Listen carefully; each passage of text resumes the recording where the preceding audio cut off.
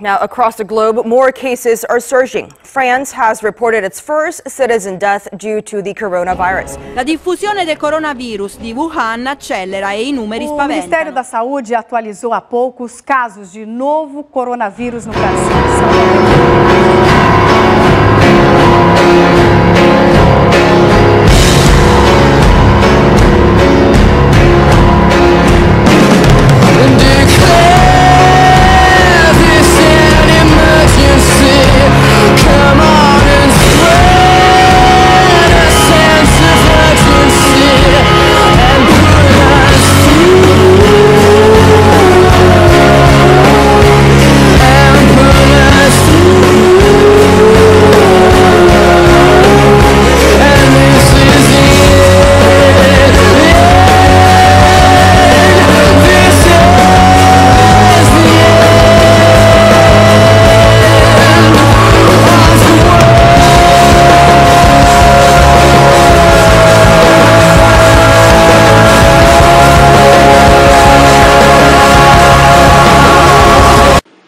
O mundo hoje está com seus alertas ligados.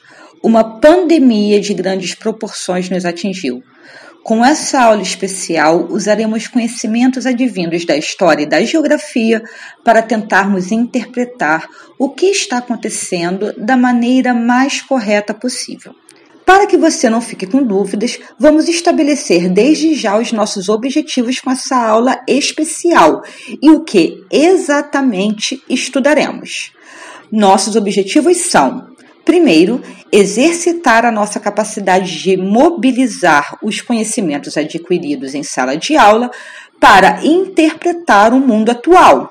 Segundo, ter informações confiáveis para construir a própria opinião sobre os eventos em cursos. Entendeu? A sua própria opinião. E o que precisaremos estudar para ter uma opinião própria, mas fundamentada em evidências extraídas da geografia e da história?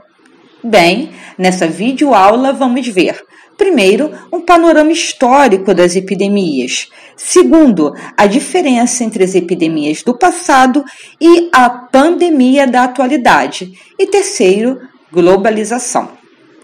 Vamos ao primeiro ponto da nossa aula, ou seja, um panorama histórico das epidemias. Epidemias não são novidades na história. Nós temos muitos registros de epidemias em fontes históricas que nos remetem à antiguidade. Poderíamos passar muito tempo falando sobre isso. Na verdade, há pesquisadores que dedicam anos de suas vidas estudando a história de como doenças surgem e como desaparecem. Esse conhecimento é fundamental para cientistas que trabalham na linha de frente do combate a essas ameaças à humanidade, uma vez que compreender a dinâmica das doenças ao longo do tempo pode nos ajudar a prevenir que elas tomem proporções incontroláveis. Enfim, já deve dar para perceber que não é possível falar em um vídeo sobre todas as epidemias que já apareceram. Por isso, vamos olhar apenas para as mais notórias por conta da letalidade. Comecemos com a peste antonina. A peste antonina, ou praga de Galeno, começou em 165 d.C. e perdurou até 180 d.C. Ela recebeu o nome de peste antonina em referência a Marcos Aurelius Antoninos, que era imperador de Roma no período.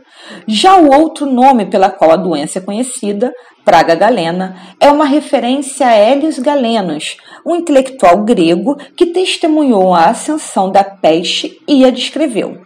Conforme o mesmo Galeno, os sintomas da doença eram diarreia, vômito, sede, garganta irritada e erupções cutâneas. Não sabemos exatamente que doença era essa, mas baseados nos sintomas, alguns pesquisadores sugerem que poderia ser varíola, doença que foi declarada pela Organização Mundial de Saúde erradicada em 1980, graças à vacinação massiva da população mundial. Sim, meus caros, vacinas são importantes e salvam vidas. Para vocês terem uma ideia, a peste antonina pode ter matado 5 milhões de pessoas durante o surto de 165 a 180. Lembre-se que a varíola é uma doença grave e nunca encontraram uma cura para as pessoas atingidas por ela. Quem não morria ficava com a pele deformada por causa das erupções cutâneas. O único método eficaz encontrado contra a doença foi a vacinação. Existiram muitos outros surtos de varíola ao longo da história e milhões de pessoas morreram por causa disso. Ainda bem que encontraram uma vacina, não é? Praga de Justiniano. A praga de Justiniano, cujo nome também é uma referência ao imperador romano, Justiniano I, foi um surto de peste bubônica que assolou Bizâncio e as cidades portuárias do mar Mediterrâneo entre 541 e 542 d.C., com recorrências até 750. Estima-se que o surto matou entre 25 e 100 milhões de pessoas. Sabemos que durante o século XIV ocorreu um novo surto de peste bubônica na Europa, que provocou mais uma vez milhões de mortes. Os surtos de peste bubônica nos dão uma poderosa lição. Doenças podem provocar milhões de mortes, ficarem um período desaparecidas, entre aspas, e voltarem com força, causando grandes tragédias. No mundo atual, uma doença que vem, causa muitas mortes e depois fica desaparecida é a provocada pelo vírus Ebola. O último grande surto do Ebola ocorreu entre 2013 e 2016. Dos 28.646 contagiados, 11.323 morreram. Entre 2018 e 2019, um novo surto começou na República Democrática do Congo.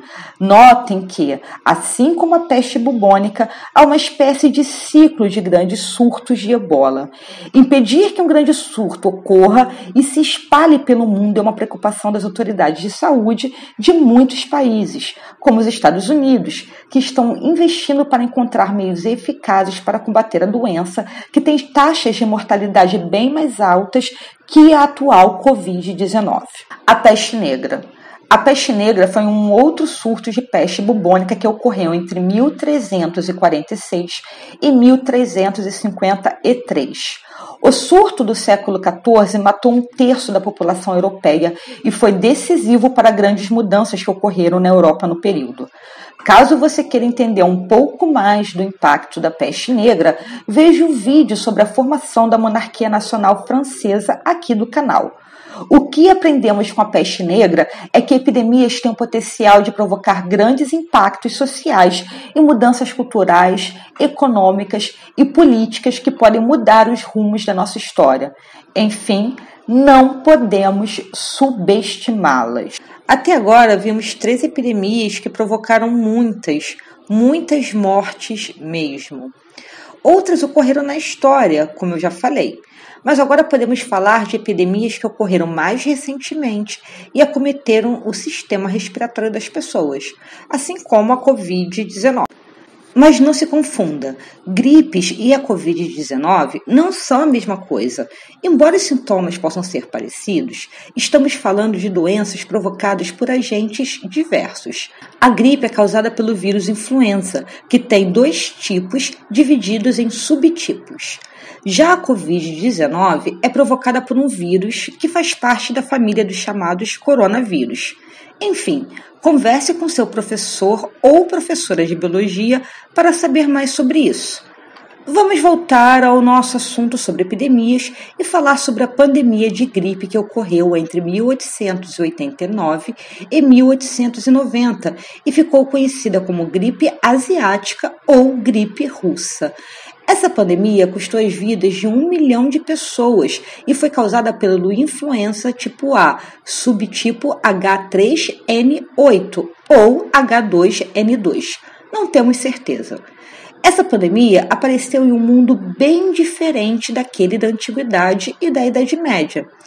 No século XIX, o mundo estava bem mais conectado. Todos os continentes e países recebiam fluxos de pessoas vindas de diversos lugares e as cidades estavam em franco crescimento. Esse contexto de circulação de pessoas em cidades maiores facilitou que o vírus se espalhasse e matasse tantos em diversos lugares do mundo, como Ásia Central, Norte do Canadá e Brasil. Essa experiência do século XIX foi importante em termos históricos, já que o mundo viu uma doença se espalhar com grande velocidade para várias regiões do planeta. Algo muito parecido com o que estamos vivendo hoje, com a chegada do coronavírus em quase todo o mundo em poucos meses. O fato é que, com a globalização, os surtos ganharam novas características. Vamos entender isso depois. Entramos agora no caso da pandemia, que foi uma das mais assustadoras da idade contemporânea, a pandemia da gripe espanhola. A pandemia de influenza de 1918 foi a mais severa pandemia da história recente. Ela foi provocada por um vírus H1N1 com genes de origem aviária. Não sabemos bem como o vírus surgiu, mas entre 1918 e 1919 ele se espalhou pelo mundo. O vírus contaminou 500 milhões de pessoas e matou ao menos 50 milhões de pessoas no mundo. Estima-se que no Brasil morreram 30 mil pessoas, mas os números são subestimados, já que os dados da época não são claros e rigorosos. É muito provável que muitos outros brasileiros perderam a vida nessa terrível pandemia. O Rio de Janeiro era a capital do Brasil na época e foi duramente atingido. A situação ficou tão grave no Rio que os serviços públicos, como escolas e repartições, foram fechados e o atendimento da área da saúde se tornou caótico. O diretor-geral de saúde pública, Teófilo Torres, mobilizou o pesquisador Carlos Chagas para ajudar no combate à epidemia. Famílias inteiras morreram na cidade. Eram tantos mortos que os serviços funerários não davam conta, de modo que os corpos eram deixados na rua e lá ficavam por até dias até serem recolhidos. A gripe espanhola foi um exemplo claro de como doenças podem se espalhar com enorme facilidade em um mundo mais conectado. Lembremos que no período o mundo vivia a Primeira Guerra Mundial. Soldados que voltavam das trincheiras levaram a doença para seus países, para suas casas. Hoje o mundo está ainda mais conectado. A todo momento, voos de todos os cantos do planeta levam pessoas, em questões de horas, para qualquer país. A maior circulação de pessoas nos ajuda a entender o terrível impacto da gripe espanhola e da atual Covid-19. Com muita gente circulando, doenças se espalham com facilidade e provocam riscos de escala globais. Não existe mais a ideia de que uma doença pode ficar restrita a apenas um lugar. É por isso que os centros de pesquisa de todo o mundo monitoram o surgimento de novos vírus que têm o potencial de provocar uma crise que atingirá todo o planeta. Enfim, a globalização trouxe enormes benefícios para a humanidade, nos conectou, democratizou o conhecimento, a ciência, as tecnologias. Ela é de grande importância para todos nós hoje e não podemos abrir mão disso.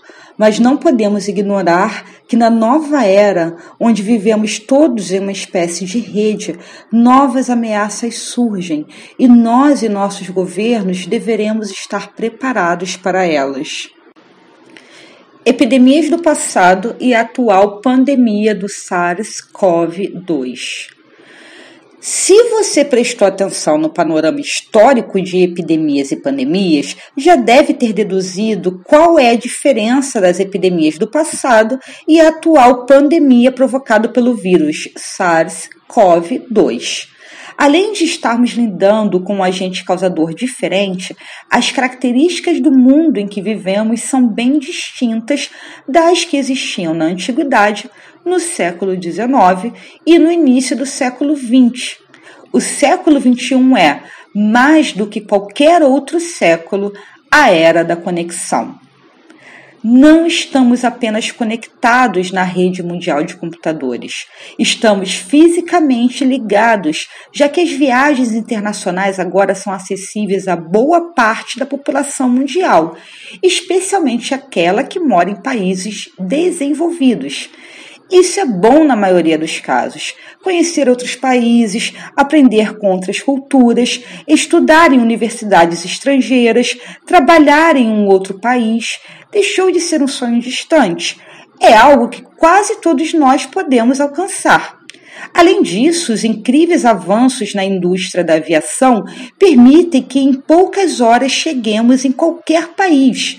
Repito, isso é bom. Mas com esse maravilhoso novo mundo, novos problemas surgiram também. Mais do que nunca, vírus e bactérias até então desconhecidos pela ciência conseguem cruzar os oceanos também, em uma velocidade inédita. A rápida propagação do SARS-CoV-2 está intimamente relacionada com isso. Antes que a comunidade científica pudesse detectar a gravidade do problema, pessoas infectadas já tinham saído do local que foi a zona zero do início da pandemia e já estavam espalhando a doença pelo mundo. Mas não se esqueça, a esmagadora maioria das pessoas não fizeram isso de propósito. Alguns dos portadores eram assintomáticos e não sabiam que estavam infectados. Há um outro fator que não podemos ignorar nos dias de hoje.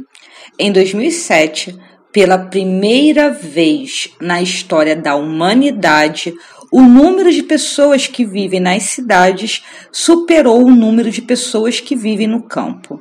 Isso é bem estudado em geografia, quando falamos em urbanização. Mas no que concerne ao tema que estamos estudando agora, isso significa que as pessoas estão vivendo, em sua maioria, em aglomerações urbanas. Ora, em cenários de aglomeração, as doenças contagiosas se espalham com maior velocidade. Não é por acaso que as autoridades de saúde alertam para a necessidade de evitarmos aglomerações neste momento. Isso não é sempre fácil. No caso do Rio de Janeiro, temos as favelas, onde famílias grandes dividem casas muito pequenas, o que torna difícil evitar o contato próximo. A existência das favelas é fruto do crescimento urbano desordenado. Há muito tempo se tem trazido custos graves para o Rio de Janeiro, mas se a Covid-19 atingir as favelas, veremos como o preço será mais alto ainda. Em suma, o que difere em termos históricos e geográficos as epidemias do passado da pandemia que vemos hoje é, principalmente, a grande velocidade com a qual as pessoas viajam pelo mundo e o aumento vertiginoso de cidades com grandes aglomerações de pessoas. Depois dessa pandemia, talvez comecemos a repensar como lidaremos com esses fatores, ou ao menos estaremos mais preparados para enfrentar as novas características da proliferação de doenças contagiosas. Globalização. Há um conceito muito utilizado tanto em história quanto em geografia que une os pontos da situação que vivemos agora. Esse conceito é de globalização. Usamos globalização para descrevermos as mudanças nas sociedades e na economia global, que são resultados do enorme crescimento do comércio internacional, investimentos e trocas culturais. Em poucas palavras, globalização significa um mundo conectado economicamente, socialmente e culturalmente. Esse fenômeno não é exatamente novo. Ele começou já com a expansão europeia resultante das grandes navegações iniciadas entre os séculos XV e XVI. Mas hoje o processo se intensificou. Empresas de todo o mundo miram os mercados internacionais, não apenas os mercados locais. Isso vale até para pequenas e médias empresas que, graças a plataformas online, podem vender para todo o mundo. Produtos culturais, como músicas e livros, são lançados internacionalmente em tempo real. Do Japão até o Brasil, podemos acompanhar ao vivo o que nossos artistas favoritos andam fazendo. Sem falar do cinema, você já deve ter esperado ansiosamente o lançamento do trailer daquele filme incrível que vai estrear em todos os cinemas do planeta nos próximos dias, não é? E as opiniões também circulam. As pessoas não precisam contar apenas com a mídia tradicional para se informarem.